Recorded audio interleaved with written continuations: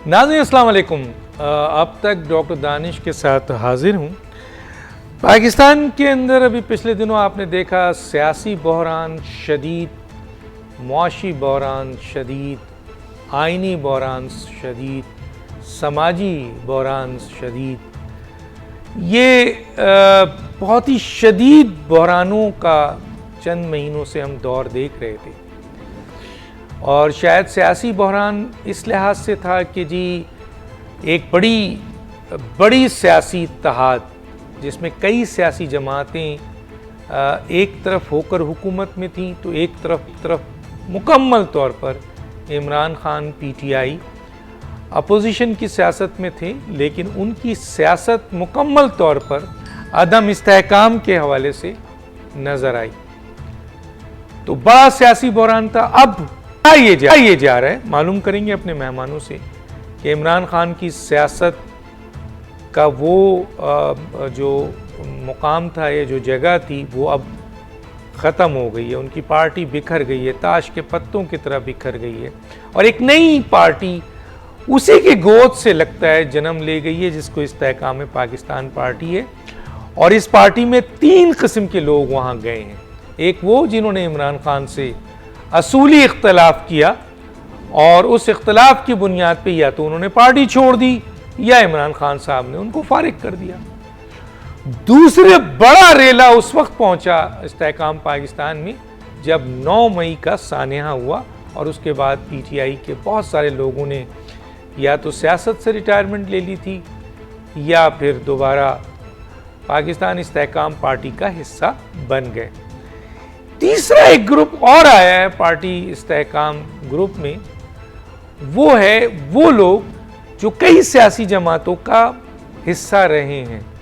मसलन 1-2 भी नहीं है, 4-5 सियासी जमातों का हिस्सा रहे हैं। अमूमन इनको आम लफ्ज़ों में लोटे कहा जाता है, लेकिन इस्तेहकाम जो पाकिस्तान इस्तेहकाम पार्टी है, उन्होंने इनको भी एक्सेप्ट कर दिया। अब इनका क्या मुस्तकबिल है, पीटीआई का क्या मुस्तकबिल है, इमरान खान का क्या मुस्तकबिल है, इलेक्शन कहाँ खड़ा है, इलेक्शन होगा। अब ये भी देखने को आ रहा है कि इमरान खान जब चैप्टर से सामने से हटते हैं तो मेजर इत्तेहादी जमातों में, ख़ासतौर पे पीएमएलएन और पीपल्स पार्टी के अंदर भी अब इख्तलाफात सामने आ रहे हैं। जेयूआई में भी इख्तलाफात सामने आ रहे हैं। इन तमाम इशूज़ पे बात करेंगे। हमारे साथ 2 अहम गेस्ट हैं, और आप इनामुल्लाह न्याजी साहब हैं हमारे साथ, सेनेटर रहनुमा पाकिस्तान मुस्लिम लीग नून। आपका शुक्रिया सर। Senator Palwasha Khan, deputy information secretary Pakistan peoples party. तो इनामुल्लाह न्याजी साहब सीनियर रहनुमा है पाकिस्तान मुस्लिम लीग नून के। तो हम सबसे पहले तो मैं उन्हीं की तरफ आ जाता हूँ, क्योंकि इस वक्त मरकज़ी हुकूमत उन्हीं की है। सर, मैं ज़रा पहले आ जाता हूँ पीटीआई की तरफ, फिर आता हूँ आपकी तरफ, फिर पीएमएलएन और आपके इत्तेहाद की तरफ आता हूँ। क्या देखते हैं सर, इमरान खान साहब अब कहाँ खड़े हैं, पीटीआई कहाँ खड़ी है, 9 मई के ज़िम्मेदार लोगों का मुस्तकबिल क्या देख रहे हैं? इमरान खान ट्रायल पे जाएंगे, कहाँ जाएंगे, किस जगह जाएंगे, बाहर जाएंगे, जेल जाएंगे, उम्र कैद होगी, क्या होगी, क्या देख रहे हैं सर आप? बहुत शुक्रिया डॉक्टर साहब। आप के प्रोग्राम के साथ साथ मेरा भी आपके साथ मेरा नाम चिपक के रह गया है। बहुत सारे दोस्त शिकवा करते हैं कि आप हमारे चैनल पे नहीं आते। मैंने कहा डॉक्टर साहब के साथ मेरी और टाइप की अंडरस्टैंडिंग है। शुक्रिया, बहुत शुक्रिया। अच्छा डॉक्टर साहब, बात यह करने वाली कि इस मुल्क में ऑलरेडी एक ऐसा शख्स था जिसका इंजाम सारी दुनिया ने देखा। उसका नाम था अल्ताफ हुसैन। अल्ताफ हुसैन का अगर आपको दौर याद हो, आप तो कराची के रहने वाले, आपको दौर अगर उनका याद हो तो कोई खौफ के मारे नाम, उनके गिले टाइप का कोई नाम लेना मेरा जुर्रत नहीं करता था कराची में रहते हुए। और उसी शख्स को आपने देखा कि किस तरह अल्लाह ताला ने उन सारी बोरी बंद लाशों का बदला उससे कैसे लिया अल्लाह ने। ये सेम दूसरी बार हिस्ट्री रिपीट हो रही है इमरान खान साहब की शक्ल में। इमरान खान साहब का मैं आपको एक बता दूं कि जुर्रत होना ज़रूरी सिर्फ एक काफ़ी नहीं होता, जुर्रत के साथ अक्ल भी ज़रूरी होती है, जो उसके पास बहुत ज़्यादा अक्ल की कमी है। और मेरे अपने हिसाब के मुताबिक इमरान खान साहब इतने खौफनाक इंजाम की तरफ सफ़र कर रहे हैं, उनको अब हल्का हल्का एहसास तो होने लग गया, लेकिन उस पर अपने आप को मुकम्मल तौर पे एक्सपोज नहीं कर रहे कि मेरे साथ क्या होने वाला है या मेरे साथ क्या हो सकता है या मेरे साथ क्या हो रहा है। देखिए डॉक्टर साहब, बात यह करने वाली, मैंने पहले भी आपके प्रोग्राम में एक दफ़ा कहा था, मैंने कहा था आपने अभी 20-30% इसका चेहरा देखा है, अभी 70-80% पीछे बकाया बाकी है। ये हर वो कदम करेगा जिसमें सारी दुनिया की जिल्लतें इसकी गोद में, झोली में इकट्ठी हो जाएंगी। मेरा अपना ज़ाती तौर पे ख्याल है कि जो कुछ अभी हो रहा है वो इतना एक एक्सट्रीम पे हो रहा है कि आज तक पाकिस्तान की तारीख में ऐसा नहीं हुआ जो पीटीआई के साथ हो रहा है या पीटीआई के उन जिम्मेदारों के खिलाफ हो रहा है जिन्होंने इस मुल्क में वो तमाशा खड़ा किया है या वो खौफनाक हरकत की है जिसका कोई दुनिया तस्वुर भी नहीं कर सकती। या इंडिया ऐसी बात सोच सकता है, हमारा दुश्मन, या इस शख्स की पार्टी ने इसके कहने पे। और डॉक्टर साहब, मैं आपको बड़ी कंफर्म बात बता रहा हूं, 4-5 शहरों को टारगेट किया गया था, 4-5 शहरों को बंदे बुला के घर के लॉन में उनके साथ मीटिंग्स की गई थी और उनको तरीकाकार बताया गया था कि क्या क्या करना और किधर किधर करना है। ये इतनी खौफनाक हरकत है कि इसका शायद कोई तस्वुर भी नहीं कर सकता, जो कोई शख्स सोच भी नहीं सकता कि ऐसी हरकत को करे या करने का सोचे। इस शख्स ने पाकिस्तान के खिलाफ गद्दारी की है, इस शख्स ने पाकिस्तान की उस इज्जत पे हमला किया है जिस पे दुश्मन कभी सोच भी नहीं सकता इस हद तक जाने के लिए। और मैं समझता हूं कि इमरान खान साहब अपने इंजाम को, जिस इंजाम से इन्होंने हमकिनार होना है, उस इंजाम की उस रोड पर चल निकले हैं। वो उस रोड पे सफर इनका शुरू है। और इस वक्त मैं 4-5 लोगों से मिला हूं कि जो लोग पीटीआई को छोड़ के अपना रास्ता तब्दील कर चुके हैं, तो मेरा ख्याल था कि वो मुझे ये कहेंगे हमारे दबाव था, ये था, वो था। वो कह लगे ठीक है, हमें गिरफ्तारियों का दबाव जरूर था, लेकिन जो कुछ इसने किया हम उसका जवाब किसी को नहीं दे सकते। ये जो सूरत हाल जब क्रिएट हो जाए ना पार्टी के अंदर कि आप लीडर की किसी हरकत को जस्टिफाई ना कर सकें, वो पार्टियों का इंजाम बड़ा खौफनाक होता है।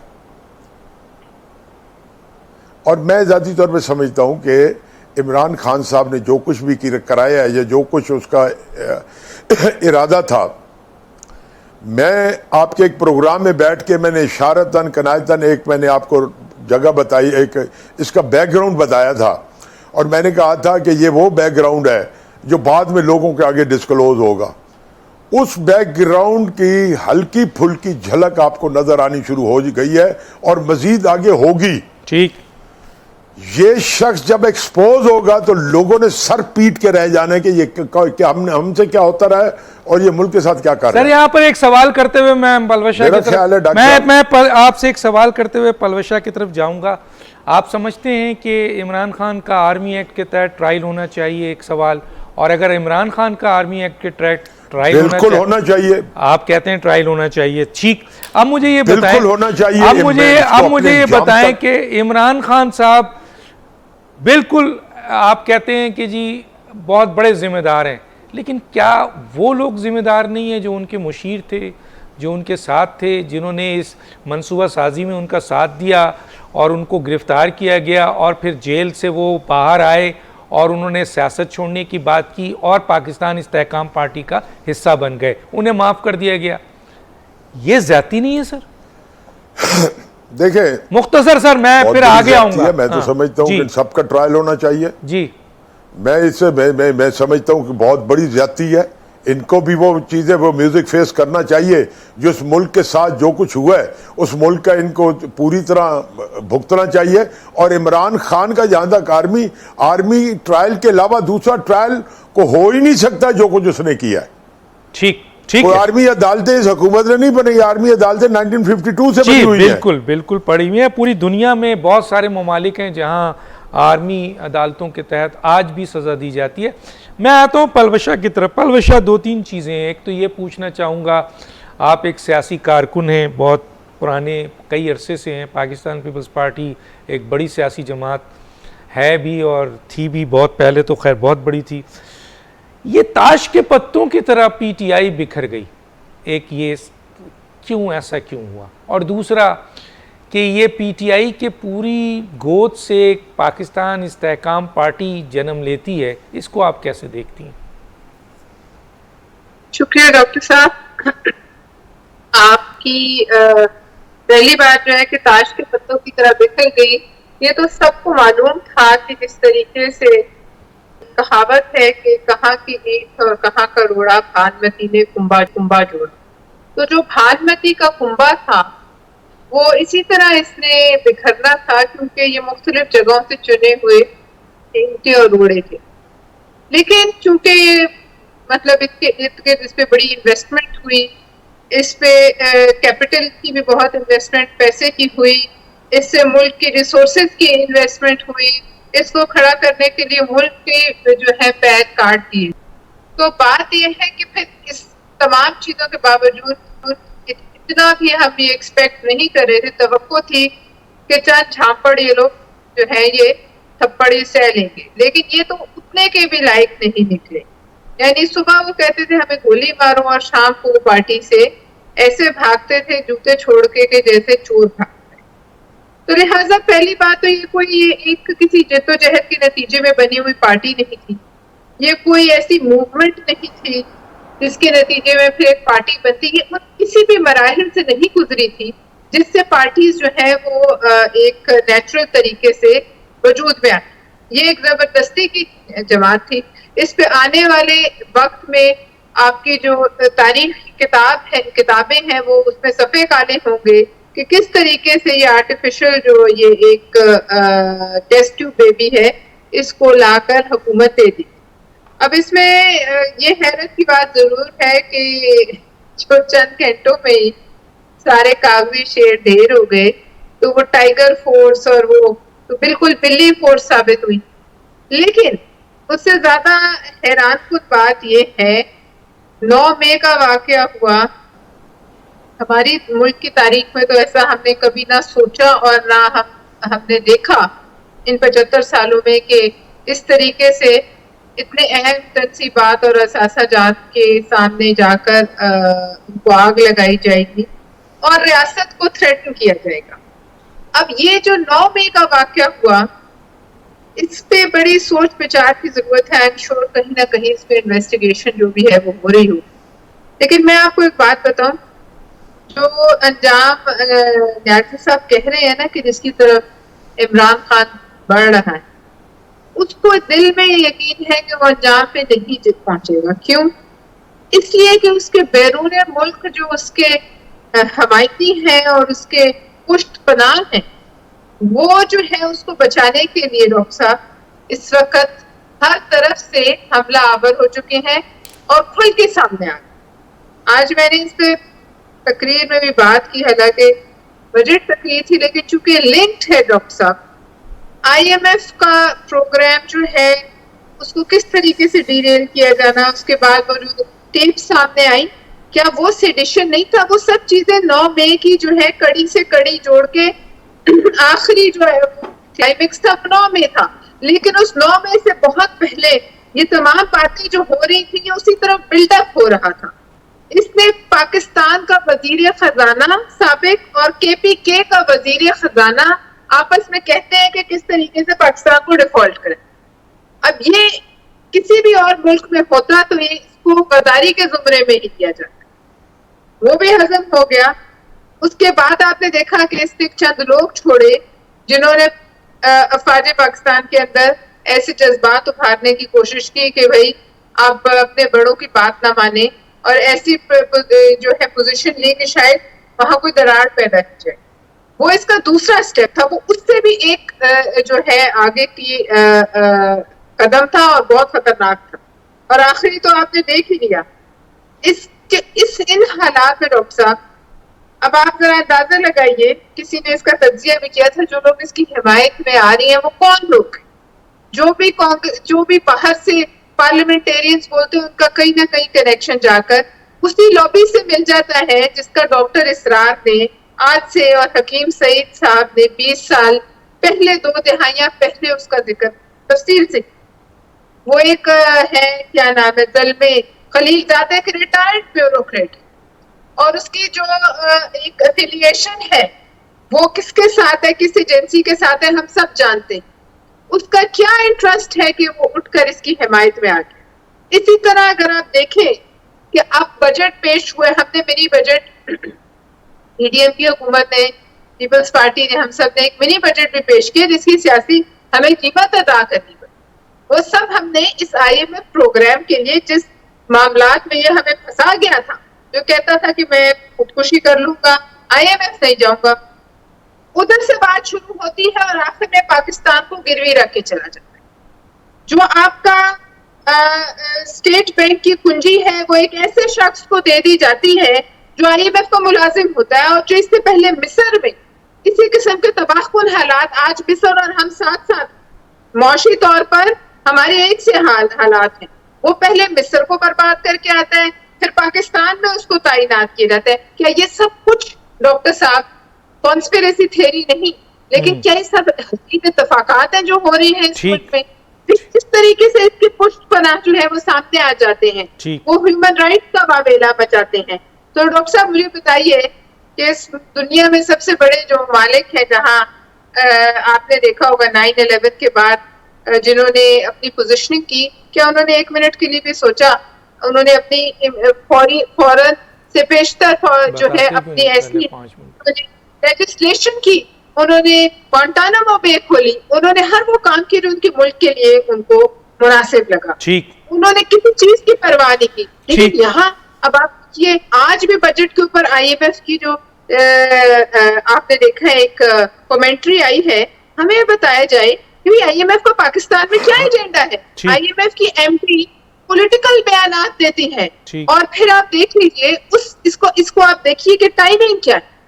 टाइमिंग इस वक्त पाकिस्तान बहुत गहरे शिकंजे में, साजिश में घेरा जा चुका है, आलमी साजिश, उसका मोहरा यहाँ उसका बैठा, और वो धड़ल्ले से बगैर किसी डर और खौफ के आज तक आवाम से रोज शाम को खिताब करता है। ठीक है, बताइए उसको खौफ हो तो वो ये काम करे। ठीक है, लेकिन इसमें मैं आगे चल के सवाल करूंगा, दोनों ही हुकूमती इत्तेहाद का हिस्सा हैं, क्या वजूहात है कि एक शख्स मुल्क के खिलाफ यहाँ बैठकर इंटरनेशनल मीडिया से जो है वो खिताब कर रहा है, मुल्क के लिए मसाइल पैदा कर, मुल्क को थ्रेट मिल रही है, मुल्क को मसलन उनकी कौमी सलामती के लिए नुकसानदेह स्टेटमेंट्स जारी है, गलत इल्ज़ामात लगाए जा रहे हैं, तो हुकूमत क्यों नहीं रोकती है? एक छोटा सा ब्रेक, फिर वापस आते हैं।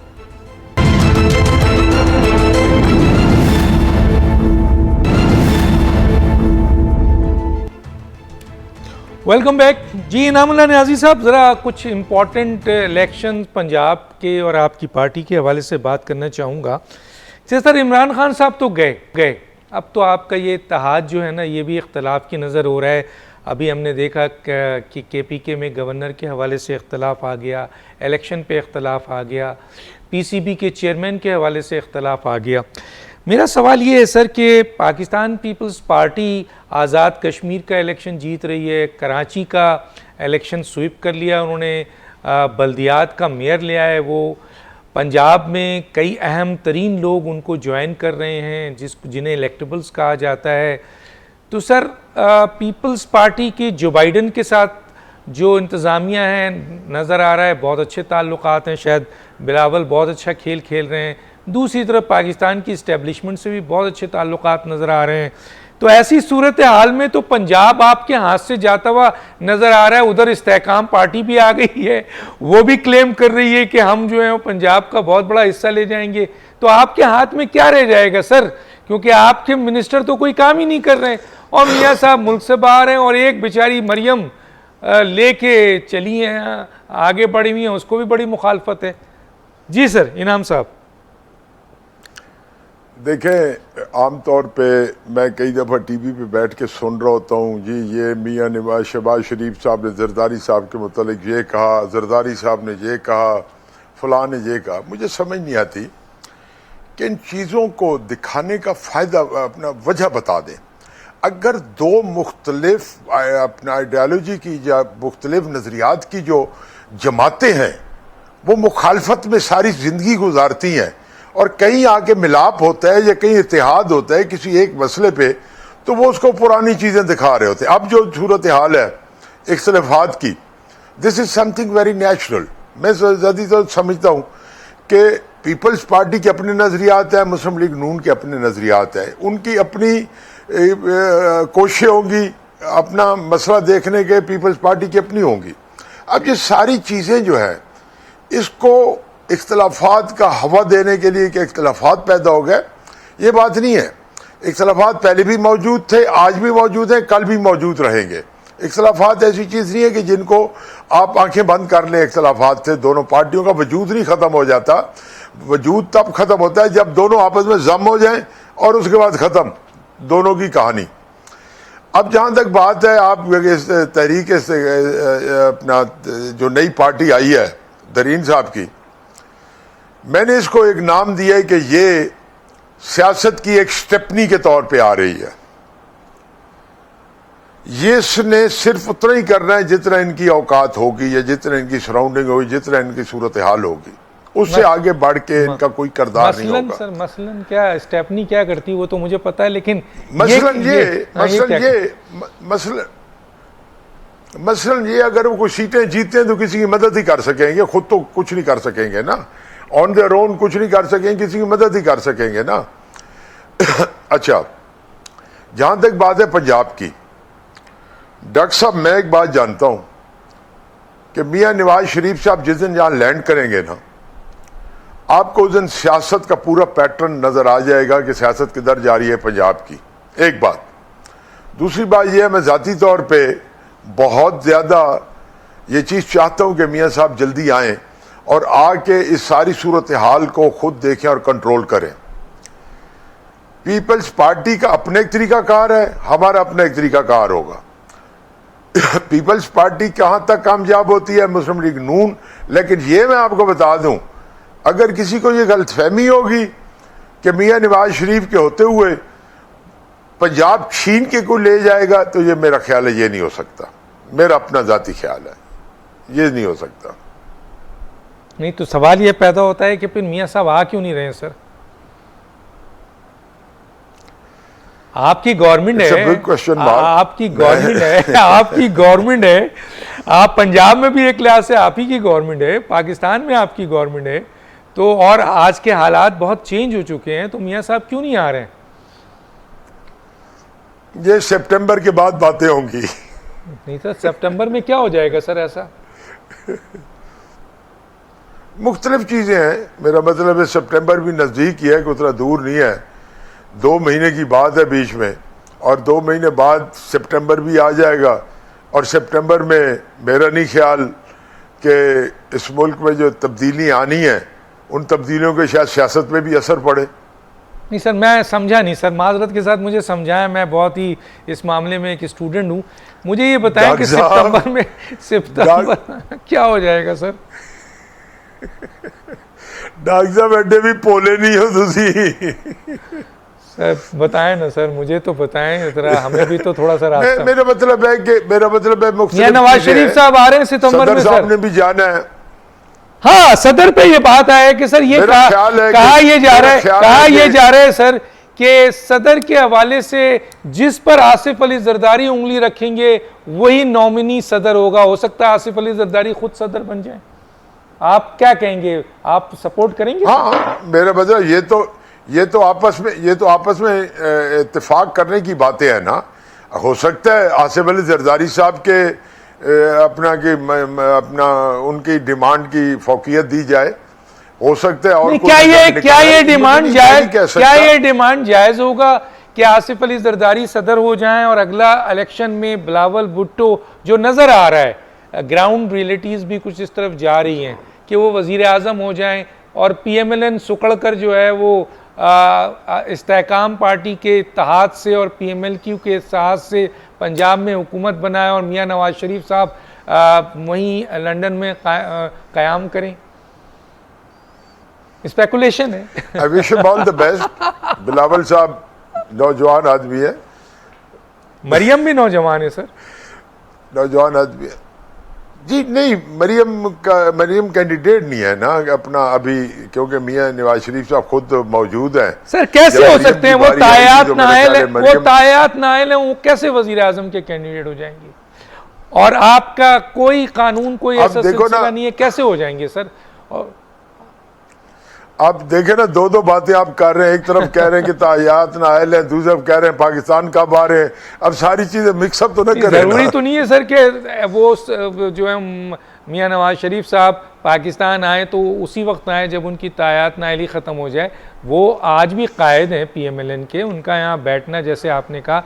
नहीं तो मैं तो ये पूछ रहा हूँ सर कि मियां नवाज शरीफ साहब वजीर आजम कैसे बन सकते हैं? वो तो नहीं बन सकते। अभी तो कोई देखे मैं आपको कानूनी बातें बता रहा हूँ। अभी आज ही हाई कोर्ट का फैसला गालिबन इस्लामाबाद का आया है, जिन्होंने अपना ताहयात नायली को ख़त्म कर दिया है। हाई कोर्ट ने नैब के कानून के तहत जो ताहयात नायली थी वो ख़त्म कर दी है। 10 साल कर दिए, 10 साल थी ना, अब ख़त्म कर दिया 10 साल को। तो अब ये मुख्तलिफ तायात नायली किसने ख़त्म किए सर?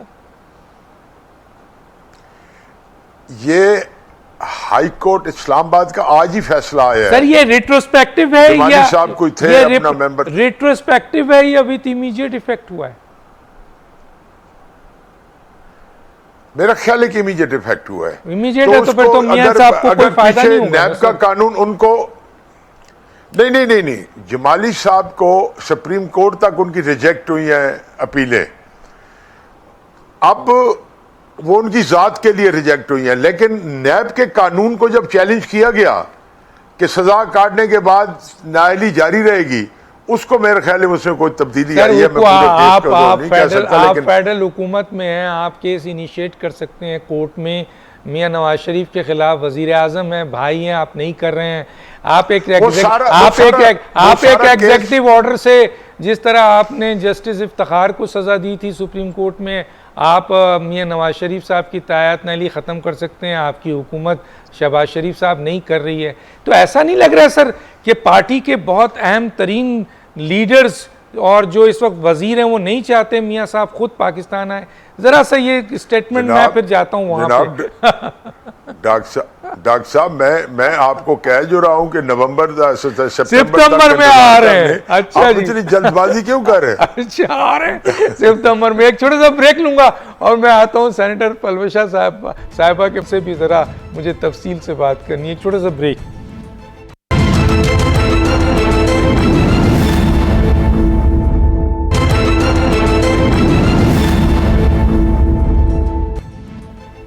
वेलकम बैक जी। सेनेटर पलवशा खान साहबा, मैं आता हूँ। ये बताइए ज़रा सा कि इस वक्त आज़ाद कश्मीर की बड़ी ज़बरदस्त आपने सीट निकाली, कराची का मेयर आप ले गए पीपल्स पार्टी। एक तासुर आ रहा है और ये भी देखा जा रहा है, ख़ुद जरदारी साहब की स्टेटमेंट में मौजूद है कि जब हम चाहेंगे इलेक्शन होगा।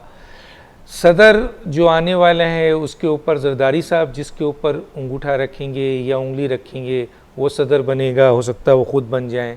उनका एक वाज़ेह ऐलान भी है कि अगला वज़ीर आज़म बिलावल भुट्टो होगा इस मुल्क का।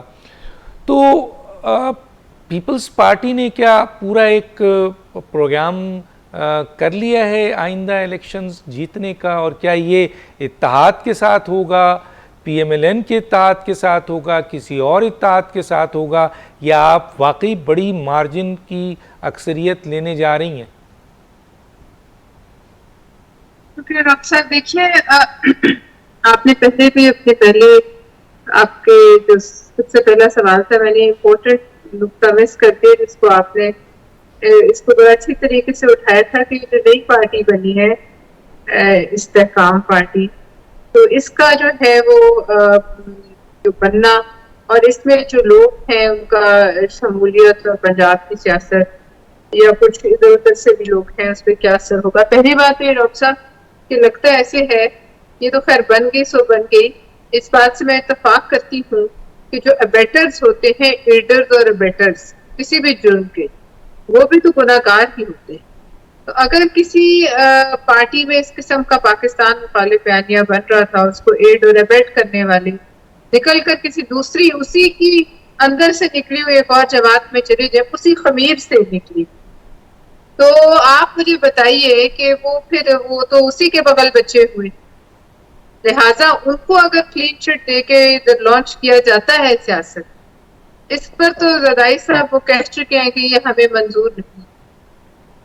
और अगर आप चंद लोगों को इस बिना पर कि वो उस पार्टी पर चले गए हैं उनको कोई खास रियायत मिलती है, तो ये भी जो है इंसाफ के असूलों के मुनाफी होगा। जो इसकी सियासी अहमियत है, अब देखना है कि वो अपने बलबूते पे क्या कर सकते हैं, जो चंद जो है दिनों का प्रेशर नहीं सह सके या चंद घंटों का प्रेशर नहीं सह सके। दूसरी बात ये डॉक्टर साहब, हर जमात तो ये चाहेगी कि वो जीते।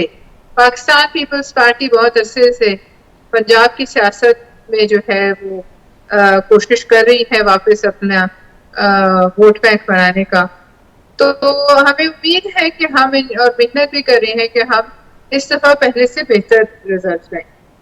जहां तक ये आपने गिनवाया, देखिए कश्मीर में जो भी इलेक्शंस हुए थे इससे पहले, वहां भी पाकिस्तान पीपल्स पार्टी के बड़े अच्छे वोट थे और उसकी बिना पर ये कोई ऐसा सरप्राइज नहीं है कि हमने एक और सीट निकाली है। लेकिन ये बात जरूर है कि पार्टी की पोजीशन जो है वो बेहतर होती जा रही है। जहां तक ज़रदारी साहब का सवाल है, उन्होंने कहा कि इलेक्शन, देखिए बात सुनिए, इस हुकूमत को इसमें कोई दो राय नहीं है डॉक्टर साहब के, इमरान खान की हुकूमत को गिराने में भी ज़रदारी साहब का अहम किरदार। ज़रदारी साहब ना होते तो शायद चीजें ऐसे जो है स्मूथली मैनेज ना हो। और ज़रदारी साहब की जो दिमाग है और सोच है वो बिल्कुल साथ है हुकूमत के और बहुत से मामलात में काम भी आती है। तो लिहाजा इलेक्शन जब भी होंगे, अब हम डिक्टेटर तो नहीं कि हम खुद से अपनी ना ऐसी पोजीशन में है कि अपनी मर्जी मुसल्लत कर दें। इलेक्शन ब्रेकिंग होंगे और उसमें जाहिर है जो हमारे इत्तेहादी बैठे हैं सब बैठेंगे, इनसे पूछकर होगा। और अगर कोई ऐसी सिचुएशन बनती है कि ज़रदारी साहब सदारत के लिए आते हैं, तो डॉक्टर साहब पिछले चंद दिहाइयों में जो सदूर गुजरे हैं पाकिस्तान में, उनमें ज़रदारी साहब का बड़ा अच्छा रिकॉर्ड रहा है। ज़रदारी साहब ने सदर होकर इस मुल्क को 18वीं तरमीम दी, वो अपने इख्तियारात पार्लियामेंट को वापस किए, इस्तेहकाम दिया, पहली दफा 5 साल पूरे किए, सबके साथ मिलकर, कोई सियासी कैदी नहीं था। और ज़रदारी साहब की जो हुकूमत में आया, जो Iran Pakistan gas pipeline unfortunately नहीं बन सकी, उसका जो है वो इफ्तिताह हुआ। आज होती तो हमारी मईशत कहीं और खड़ी हुई। और सबसे बड़ी बात है कि गवादर को चीन के हवाले करना जो सीपेक की बुनियाद बनी, तो देखिए सबसे तो सदर भी आप ले जाएंगी, वजीर आजम शिप भी आप ले जाएंगी, तो बेचारे ये पीएमएलएन वाले क्या करें? डॉक्टर साहब ये बातें तो खैर अभी बहुत इनमेच्योर है, हम क्या ले जाएंगे, हम इतनी मैं उस दावे की बात कर रहा हूँ जो ज़रदारी साहब की ख्वाहिश भी है, दावा भी है कि हम सदर पे, तो मेरे ख्याल में ज़रदारी साहब ने बात नहीं की, लेकिन हम कोशिश तो करेंगे कि हम जितना अच्छा जीत सके तो उतनी हमारी पोजीशन होगी। अगर हम 2/3 मेजॉरिटी जीत लेते हैं तो जाहिर है, और अगर नहीं होता तो फिर कोalition के साथ बैठ के बात करनी होगी। तो लिहाजा बात ये तो है, कोalition में कौन कौन हो सकता है आपके इस वक्त कोalition में? क्या आप समझती हैं कि पीएमएलक्यू तो जाहिर है भाग के आ जाएगी, एएनपी भी आपकी साथ खड़ी होगी, एमक्यूएम शायद ना साथ दे, बाकी रही बात ये इस्तेहकाम पार्टी, ये भी आपके साथ खड़ी हो जाएगी, तो हुकूमत तो बना सकती हैं आप पंजाब में भी, मरकज में भी। सब अब ये बातें हैं, मैं क्या कहूँ कि इस्तेहकाम पार्टी की क्या हैसियत है, वो कितनी सीटें लेगी, हम ये बात नहीं, हम किसी ऐसे बंदे को असूली तौर पे हमें तो साथ नहीं मिलाना चाहिए जो किसी किस्म के अदम इस्तेहकाम में शामिल जबरदस्त जबरदस्त इस हद तक धकेलने में शामिल रहो। वो किसी पॉलिटिकल पार्टी को, पीडीएम की या अभी हुकूमती किसी जमात को एक ये फैसला हमारा असूली होना चाहिए कि इन लोगों के साथ हम नहीं करो, लेकिन बहरहाल अभी ये कहना बहुत प्रीमेच्योर है डॉक्टर साहब। अभी आप बजट पास होने दें, उसके बाद देखिए IMF का क्या होता है। ठीक है, मुझे IMF जरा प्रोग्राम- मैं टाइम मेरे पास है, मैं जरा नामुल्लाह न्याजी साहब से भी एक बड़ा ट्रिकी क्वेश्चन पूछने जा रहा हूं, लेकिन पहले आपसे पूछ लूं, आर्मी एक्ट के तहत इमरान खान का ट्रायल होना चाहिए। 9 मई के जितने भी जिम्मेदारान हैं, मंसूबा साज हैं, उकसाने वाले हैं, मास्टरमाइंड है, सबका आर्मी एक्ट के तहत ट्रायल हो। आप इस बात को एग्री करती हैं? बस इतना सा कहें, मैं आगे जाता हूँ। सब जो जिम्मेदार है वो जरूर उसको आयन और कानून का तहत जो है कटहरे में खड़ा होना मैं चाहिए। आइन और कानून की छोटा- बात नहीं कर रहा हूँ, मैं आर्मी एक्ट की बात कर रहा हूँ। मुझे आर्मी पर्टिकुलर एक्ट- हाँ, मुझे पर्टिकुलर आर्मी एक्ट का जवाब दें। है और आर्मी एक्ट को हम इस मुल्क के आइन से अलग हमें देखना नहीं चाहिए। ये एक साजिश है कि हम आर्मी एक्ट को अलग करके उसको विलीफाई करने की ये कोशिश की जा रही है PTI की। बहुत सही, बहुत सही। मैं इनामुल्लाह न्याजी साहब आखिरी एक सवाल आपसे कर लूं। मौलाना फजलुर रहमान साहब भी सदर के लिए इंटरेस्टेड हैं और आसिफ अली जरदारी का नाम भी लिया जा रहा है और बड़ी तारीफ है और इसमें कोई शक नहीं है, उनका एक बड़ा एक्सपीरियंस भी है। तो PMLN किसको वोट देगी सर? देखिए जी, मेरा नहीं ख्याल कि मौलाना साहब और पीपल्स पार्टी आमने सामने आएंगे।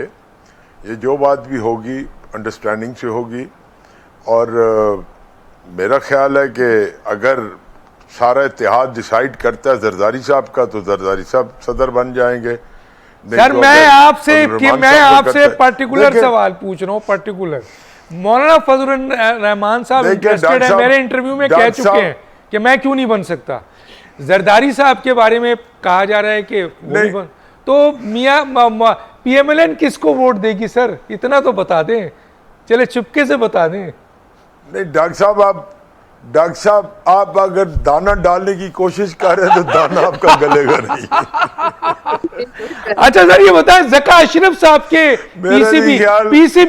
PCB को लगाने के लिए पीपल्स पार्टी ने वाज़ेह तौर पे कह दिया है कि ज़का अशरफ होंगे और PMLN जो है वो ज़का अशरफ को नहीं लगा रही है, तो ये इख्तिलाफ बढ़ जाएगा सर।